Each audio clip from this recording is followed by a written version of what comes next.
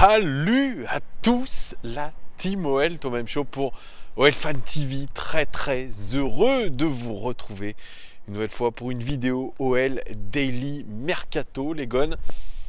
La Ligue 1 n'a pas repris, le championnat n'a pas repris, la Coupe de France n'a pas repris, l'OL n'a pas repris. Ils vont reprendre le 31 décembre, jour de fête de fin d'année, puisque nous allons célébrer le passage à la deuxième décennie de l'année 2000. C'est quand même fou quand même, deuxième millénaire.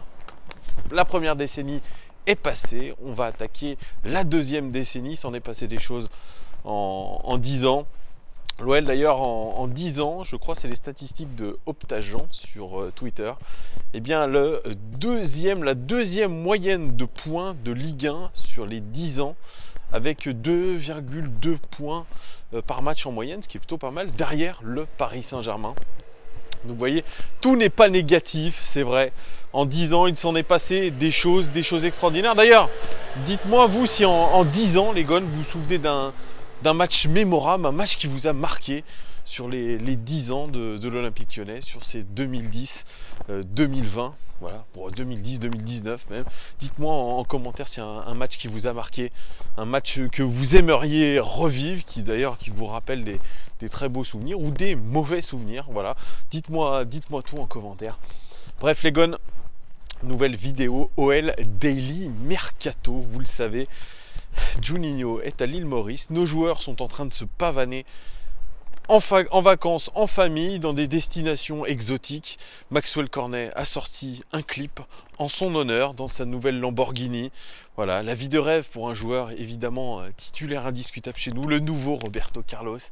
Évidemment, nous sommes 12e de Ligue 1, mais nos joueurs se pavanent sur les réseaux sociaux. Et oui, c'est vrai, ce sont des véritables starlets, qui s'occupent que très rarement de leurs supporters.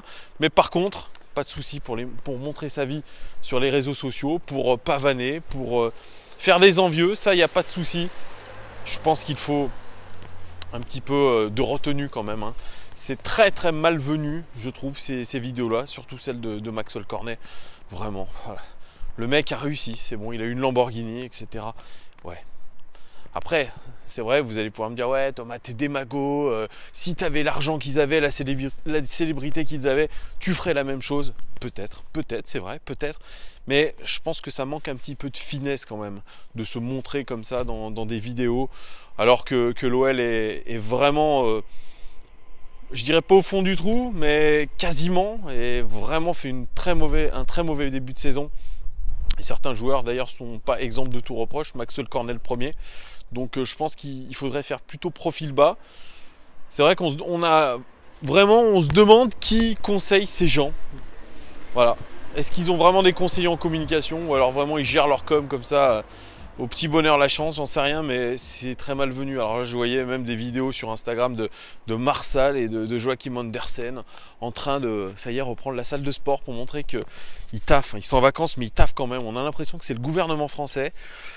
Il y a des vacances mais que très peu. Vous voyez, on est au travail, on montre aux Français qu'on est au travail. Il faut arrêter de se foutre de la gueule du monde. Je pense que ça c'est une des choses qu'il va falloir vraiment changer, parce que la communication des joueurs, la communication du club est déplorable.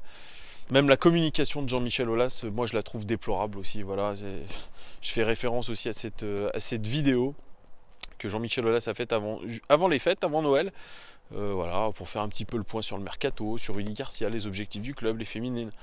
La méthode Coué. On est un club avec X statistiques, on a fait je sais pas combien de participations en Coupe d'Europe d'affilée, on est qualifié pour la deuxième fois en huitième de finale de Champions League, et blablabla, et on n'a pas eu de chance, c'est les aléas du foot.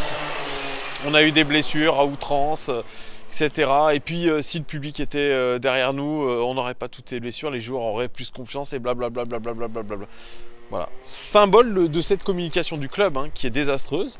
On a des joueurs qui communiquent très mal. Voilà, aussi pareil, voilà, qui sont un petit peu en train d'allumer la mèche. Bref, c'est un petit peu mon coup de gueule. Je suis désolé les gars, mais c'est vrai que je suis un petit peu remonté. Alors, il y en a certains qui me disent en commentaire « Ouais Thomas, t'es aigri, ça se sent, t'as vécu une année compliquée. » Ouais, c'est vrai, j'ai peut-être vécu une année personnelle compliquée, personnelle. et footballistique un peu compliqué, c'est vrai, vous avez raison. Mais il faut pas se voiler la face non plus. C'est compliqué. Oui, c'est compliqué. Et aujourd'hui, il faut être lucide par rapport à cette situation-là.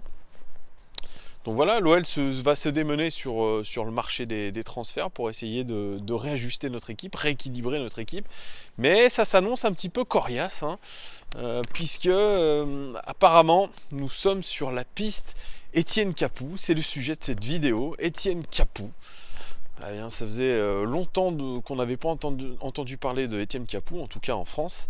Etienne Capoue, c'est pas un jeune joueur, c'est un joueur français qui évolue du côté de Watford en Angleterre, qui était connu plutôt du côté du TFC en France, avant de partir sous les cieux de la Première Ligue.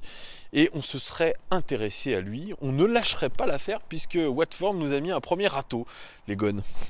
Alors je vais vous faire la présentation d'Etienne Capoue et je vais vous donner un petit peu mon sentiment sur ce possible transfert, cette rumeur. Etienne Capoue, 31 ans. 31 ans déjà quand même, hein.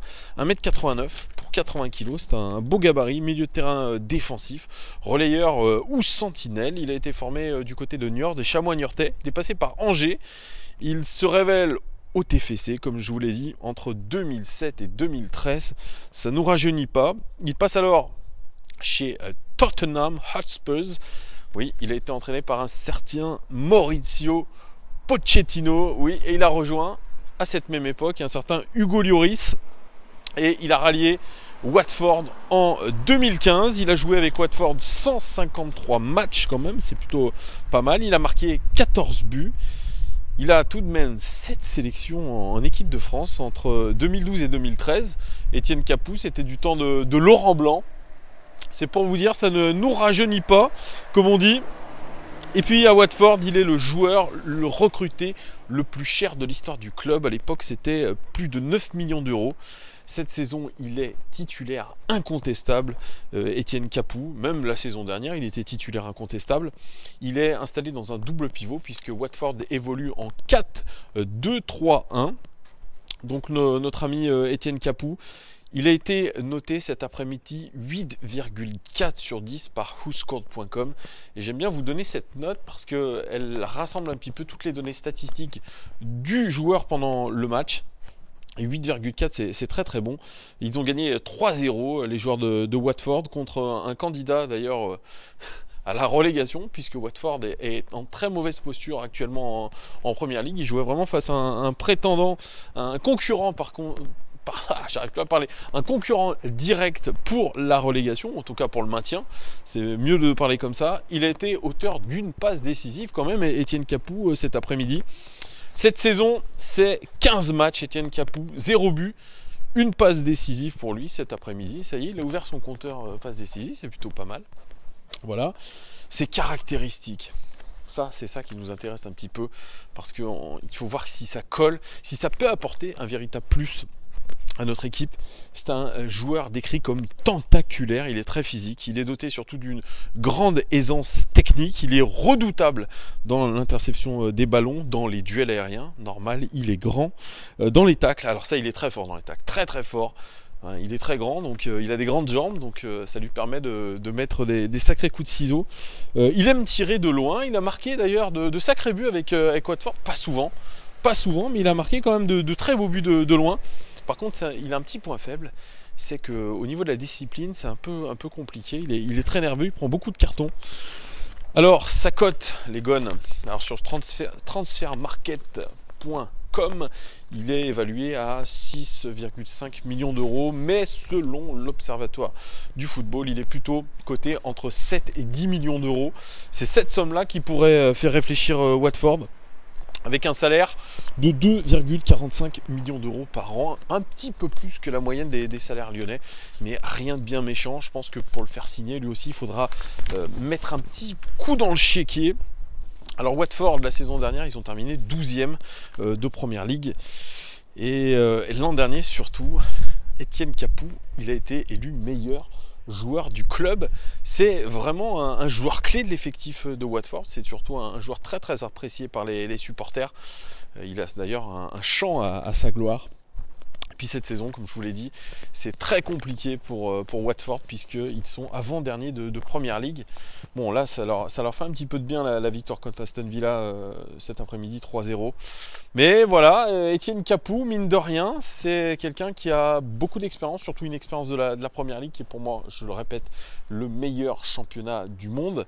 Et vraiment être passé par un club comme Tottenham, qui est quand même un club majeur de Premier League, c'est plutôt signe que le joueur est intéressant. Puis ensuite, Watford qui a été promu en Premier League il y a 2 saisons. Voilà, il est passé chez eux, c'est ça, c'est 2 saisons. Dites-moi si je me trompe, hein. Vous savez, j'ai pas la science infuse. Bref, il est passé chez Watford, qui est aussi un club londonien. Ça fait un moment qu'il est à Londres au final, Etienne Capoue, puisqu'il est à Londres depuis...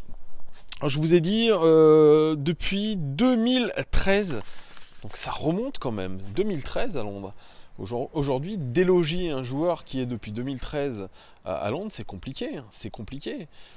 Moi, j'y crois pas trop à cette rumeur Etienne Capoue, puisque, comme je vous l'ai dit, il est dans le meilleur championnat du monde. Certes, dans une équipe qui n'est pas une équipe majeure de son championnat, mais voilà, il est installé, il a ses marques à Londres depuis 2013, il a sa famille, il est marié, il a des enfants. Ça voudrait dire changer un peu son style de vie. Il est dans une des villes les plus belles d'Europe, hein, même des plus belles du monde. Hein.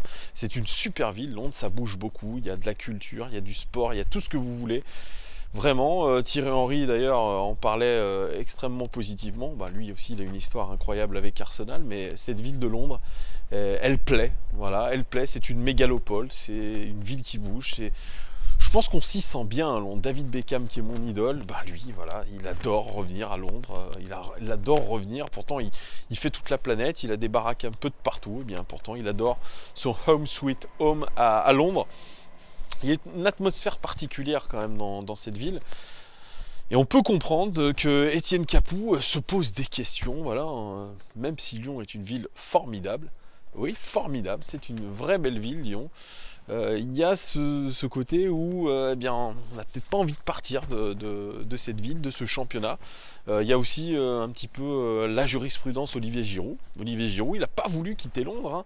Hein. Quand il a été un petit peu mis sur le banc à Arsenal et qu'il fallait qu'il se trouve un nouveau point de chute, il a trouvé l'opportunité de Chelsea plus qu'intéressante parce que non, il ne voulait pas revenir en Ligue 1, il ne voulait pas revenir à Lyon. Revenir en Ligue 1, pas à Lyon. Il ne voulait pas venir à Lyon parce que Lyon l'a sondé aussi à une époque après son passage à Arsenal.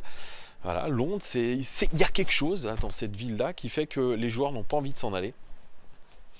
Donc aujourd'hui, rejoindre un club comme Lyon, même qualifié en 8e de finale de Champions League, parce que ça, c'est la vraie valeur ajoutée pour l'OL. S'ils ont une chance dans ce dossier-là, c'est peut-être en lui proposant une place de titulaire. Alors à la place de qui? Thiago Mendes peut-être, je ne sais pas. Est-ce que vous le verriez dans un double pivot avec Lucas Touzard ou alors un double pivot avec Thiago Mendes? Ça se vaut, mais je pense que s'il vient, c'est pour une place de titulaire. Il faudra choisir. Moi, je pense qu'il est plus dans un profil à évoluer avec Lucas Touzard. Voilà, je le vois plus comme ça. Même si on aurait deux milieux qui seraient très travailleurs, très bûchards. Les voitures vont très très vite ici. C'est vraiment particulier. Voilà, alors moi je le verrais plus dans un double pivot avec Lucas Touzard, deux milieux très charbonneurs avec un Etienne Capoue avec beaucoup plus d'aisance technique. Voilà, avec surtout un Etienne Capoue très grand qui est capable de gagner beaucoup de duels aériens. Aujourd'hui, c'est ce qui fait un petit peu défaut dans nos doubles pivots. On a des joueurs qui ne sont pas très très grands, même si quelqu'un comme Lucas Touzard, il fait je crois 1m85. Donc, aujourd'hui, eh ben, on pourrait se dire que pourquoi pas, eh bien, on pourrait l'associer à Lucas Touzard. Voilà, c'est peut-être ça, hein, peut-être dans l'idée des recruteurs lyonnais.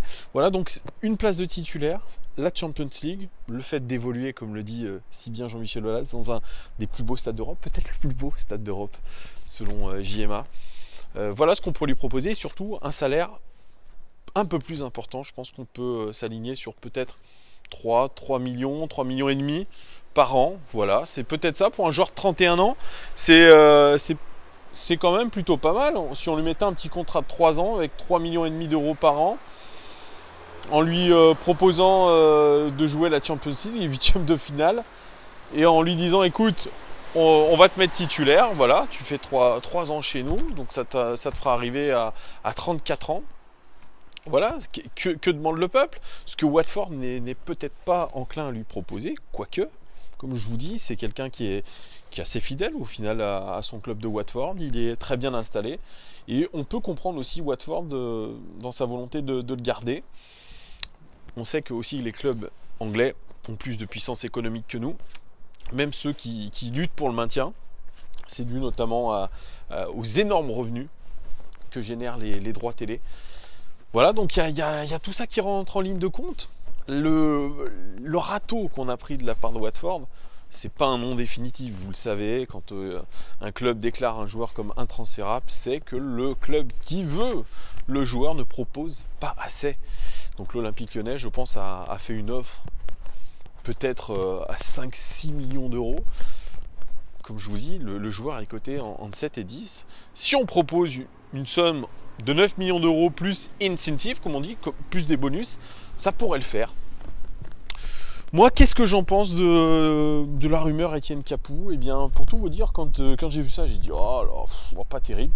Et au final, en y réfléchissant un petit peu, eh bien, je trouve qu'il a le profil qu'on recherche. Un joueur expérimenté, un joueur qui a l'habitude des joutes de la Première Ligue, qui est un championnat extrêmement physique. Je pense où il y a beaucoup plus d'intensité qu'en Ligue 1, où ça joue vraiment à mort. Même si il ne joue pas régulièrement la Coupe d'Europe, voire même pas du tout, malheureusement, Etienne Capoue.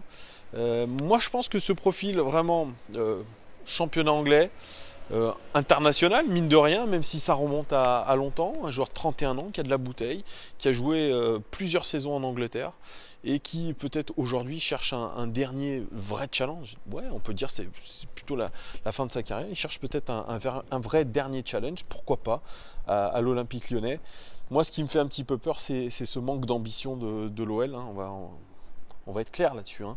Ce manque d'ambition et cette instabilité sportive.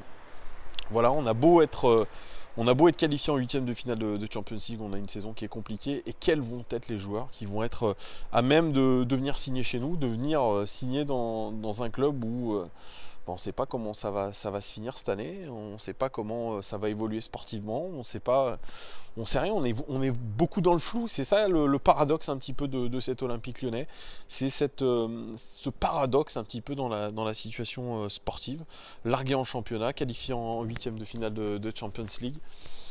Voilà, donc là il ne faudra pas faire les mauvaises erreurs au mercato, on n'a plus le droit à l'erreur, hein. On a déjà fait un mercato qui s'est révélé, un mercato estival qui s'est révélé un petit peu négatif.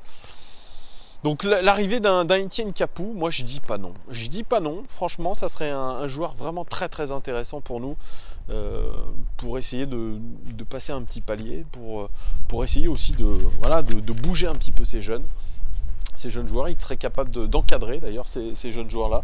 Donc pourquoi pas, moi je dis pourquoi pas. Je dis pourquoi pas aujourd'hui. Je dis pourquoi pas. Vraiment je suis un petit peu dans cette phase-là, je me dis pourquoi pas recruter un joueur aujourd'hui comme Etienne Capoue. Je suis pas hypé comme disent les nouveaux jeunes sur Twitter. Je suis pas hypé plus que ça quand même, mais je me dis pourquoi pas. Je suis plus dans cette logique-là de me dire pourquoi pas Etienne Capoue aujourd'hui à l'Olympique Lyonnais. Je pense que c'est possible d'ailleurs. Je pense que si on n'abandonne pas la piste, c'est qu'on sent qu'il y a un petit espoir. Mais il va falloir vraiment le taffer, l'espoir. Il va vraiment falloir le convaincre de quitter sa vie londonienne, de quitter la Première Ligue, de quitter un club surtout qui le connaît très bien, avec qui il a de très gros liens. Mais bon, est-ce que partir du côté de l'Olympique Lyonnais, qui joue le huitième de finale de Champions League contre la Juventus, et qui va essayer de se mêler à la lutte pour le podium de Ligue 1, ou alors essayer de jouer le maintien avec Watford en Première Ligue, ça s'équivaut. Et voilà, c'est à lui aussi de se poser les bonnes questions. Moi, je dirais, dans son cas, à 31 ans, à Watford, il a fait le tour de la question. Cette année, ça a l'air d'être une année galère, on va pas se mentir. Hein. Une année très galère pour Watford. Voilà, je pense qu'il a intérêt plutôt à viser un dernier challenge du côté d'un championnat qu'il connaît bien avec le TFC. Là, voilà, un retour en Ligue 1, pourquoi pas aujourd'hui pour Etienne Capoue. Je dis oui aujourd'hui à la rumeur Etienne Capoue. Ça me paraît plutôt pas mal. Voilà, dites-moi vous en commentaire ce que vous pensez de Etienne Capoue. Est-ce que ça vous intéresse? Est-ce que vous n'êtes pas d'accord avec moi? Vous avez le droit de ne pas être d'accord, hein. Moi, comme je répète souvent, ce n'est que mon avis. Je l'impose à personne, c'est ma vision des choses de supporter. Donc vous, qu'est-ce que vous pensez de cette rumeur Etienne Capoue? Est-ce qu'elle est pour vous crédible? Est-ce que ça serait un joueur qui vous intéresserait dans le double pivot? Qui viendrait remplacer surtout? Voilà. Est-ce que ça aussi, ça empêcherait la montée en puissance de Maxence Cacré? Dites-moi tout en commentaire, les gones. Comme d'habitude, je vous remercie de votre soutien, de votre fidélité, de tous vos messages de bienveillance. Vraiment, ça me fait extrêmement plaisir, les gones. Sachez-le, prochaine vidéo à venir, ça sera le bilan de la première moitié de saison. Il y a des choses à dire, notamment au niveau statistique. Donc, les gones, restez au courant, tenez-vous au jus. Comment on dit? Let's get in touch en anglais. Voilà, parce que voilà, comme on a parlé un petit peu de la première ligue, on va parler un petit peu anglais. Voilà, très bonne fête de fin d'année à vous. Si vous êtes en famille, profitez. Si vous reprenez le taf, courage à vous. À très très vite les gones. Ciao, ciao, ciao, ciao, ciao, ciao.